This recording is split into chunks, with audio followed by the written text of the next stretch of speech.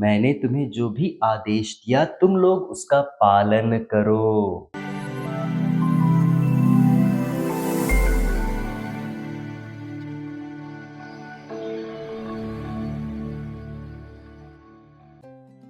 मेरे मित्रों, आज माता कलीसिया प्रभु यीशु के स्वर्गारोहण का पर्व मना रही है और इस अवसर पर मैं एक छोटी सी बात आपके सामने प्रस्तुत करना चाहता हूँ। जब एक व्यक्ति अपने जीवन के अंतिम क्षण में पहुंच जाता है, अपनी मृत्यु शैया पर होता है, तो वो अपनी अंतिम इच्छा प्रकट करता है कि मेरे लिए ऐसा कर देना, मेरे लिए वैसा कर देना। और उसके आसपास जितने भी लोग होते हैं, हो सकता है उसके परिवार के सदस्य, उसके चाहने वाले या फिर कोई अजनबी भी हो सकता है, ये सारे लोग उसके अंतिम इच्छा को सुनकर उसे अपनी जिम्मेदारी समझ बैठते हैं और उसे पूरा करने की कोशिश भी करते हैं। ये बड़ी जिम्मेदारी है।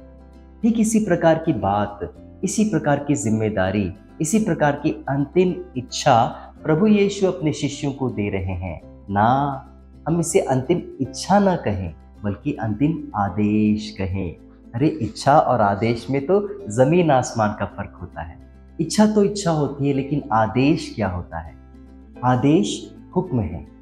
इस हुक्म में एक अधिकार छिपा होता है और ये एक ऐसा अधिकार है जिसे न कोई ठुकरा सकता है, न कोई तोड़ सकता है, न कोई छेड़ सकता है या उसे रद्द कर सकता है। मेरे मित्रों, मेरे प्यारे भाइयों और बहनों, दूसरी बात, ऐसा आदेश कौन दे सकता है?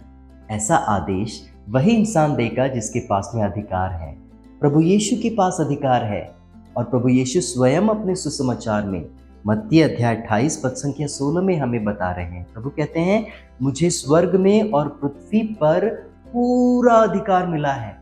पूरा मतलब संपूर्ण अधिकार, आधा नहीं बल्कि संपूर्ण अधिकार।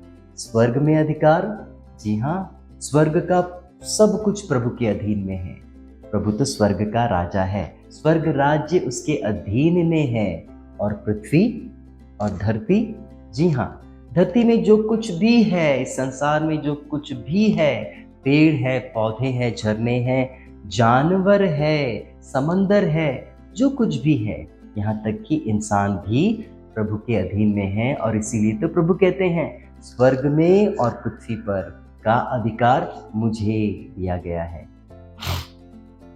इसे समझाने के लिए एक छोटा सा उदाहरण, जैसा कि प्रभु यीशु स्वयं कहते हैं, भला चरवाहा का उदाहरण देना चाहता हूँ। भला चरवाहा क्या चाहता है? भला चरवाहा अपनी भेड़ों को, अपने मेमनों को एकत्र करना चाहता है और यही चाहता है कि उसकी मेमने उसके अधीन में रहे। वो नहीं चाहता कि कोई भी भटक जाए। और बिल्कुल यही बात प्रभु हमें समझाना चाहते हैं। चूंकि संसार उसके अधीन में है, संसार के लोग भी उसके अधीन में होना चाहिए। और यह काम करने के लिए प्रभु ने आपको नियुक्त किया, यह काम करने के लिए प्रभु ने मुझे नियुक्त किया, यह काम करने के लिए आज प्रभु यीशु यही जिम्मेदारी अपने शिष्यों को दे रहे हैं। प्रभु यीशु ने कौन सी जिम्मेदारी हमें दी? आज के वचनों में स्पष्ट रूप से कहा गया है। प्रभु कहते हैं, तुम लोग जाकर सभी राष्ट्रों को शिष्य बनाओ, उन्हें पिता, पुत्र और पवित्र आत्मा के नाम पर बपतिस्मा दो। अब दूसरी बात आपको याद दिलाना चाहता हूं और वो ये है कि इस जिम्मेदारी के साथ साथ हमारी जिम्मेदारियां जुड़ी हुई है। इस आदेश के साथ साथ हमारी जिम्मेदारियां जुड़ी है। और वो जिम्मेदारियां क्या है? ध्यान से सुनिए।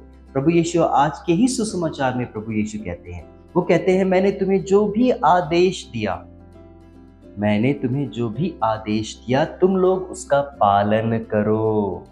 इतना ही नहीं, तुम लोग उसका पालन करना औरों को भी सिखाओ। मेरे मित्रों, क्या ऐसा हो रहा है? अब नहीं होता, बहुत कम हो रहे हैं। आज के युग में लोग प्रभु यीशु के यह अंतिम आदेश को भुला दे रहे हैं। मान लीजिए 2000 वर्षों से यह काम होता आ रहा है। अरे, यही काम करने के लिए तो संत थॉमस अपने गांव को छोड़कर, अपने देश को छोड़कर, राष्ट्र को छोड़कर भारत आए। यही काम को करने के लिए, इसी जिम्मेदारी को, प्रभु के अंतिम आदेश को पूरा करने के लिए संत फ्रांसिस जेवियर अपने देश गांव को छोड़कर भारत आए। जॉन द ब्रिटो यहाँ पर आए। और जब संत पौलुस को इसका एहसास हुआ तो पता है उन्होंने क्या कहा था?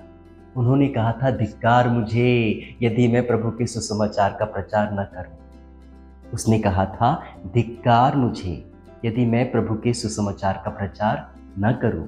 मेरे मित्रों, क्या हम उसके वचनों का पालन कर रहे हैं? क्या हम उसकी इच्छा को पूरी कर रहे हैं? क्या उसके आदेश का पालन कर रहे हैं? नहीं, नहीं कर रहे। हम लोग तो अपने अपने घर को खोलकर, अपने दुकानों को खोलकर, अपनी अपनी संस्थाओं को खोलकर बैठे हैं और साथ ही साथ उन लोगों को भी नीचा दिखाना चाहते हैं जो ये काम कर रहे हैं या करना चाहते हैं। आज भी इस संसार में बहुत सारे मिशनरीज लोग हैं। हमारे प्रोटेस्टेंट भाई बहन भी यह काम जोर शोर से कर रहे हैं, लेकिन हम क्यों बैठे? हम क्यों भुला रहे हैं कि मेरे प्रभु की अंतिम इच्छा या अंतिम आदेश को पूरा करना मेरी जिम्मेदारी है? और यही कारण है, किसी ने किया इसीलिए मैं आज क्रिस्तीय हूँ। कोई यह जिम्मेदारी पूरी करता है, इसीलिए आज भारतवर्ष में प्रभु यीशु की माता कलीसिया खड़ी है, निडर होकर खड़ी। यदि मैं ही भूल जाऊं तो एक समय आएगा मेरे मित्रों, जब प्रभु यीशु के इस जिम्मेदारी को भुला दिया जाएगा। प्रभु के वचन को याद करें। प्रभु कह रहा है, मैं तुम्हारे साथ हूँ। प्रभु कह रहा है, मैं तुम्हारे साथ हूँ। यदि प्रभु हमारे साथ है तो उसकी शक्ति भी हमारे साथ है, उसकी हिम्मत भी हमारे साथ है, उसका करेज भी हमारे साथ है, उसका आत्मा भी हमारे साथ है। यदि ये सब हमारे साथ है तो हम क्यों डरे? क्यों प्रभु यीशु का नाम घोषित करने से डरते रहें? मेरे मित्र, प्रार्थना करें कि हम सब निडर होकर प्रभु की इसकी जिम्मेदारी को पूरी करने का प्रण लें। सबों को जय श्री।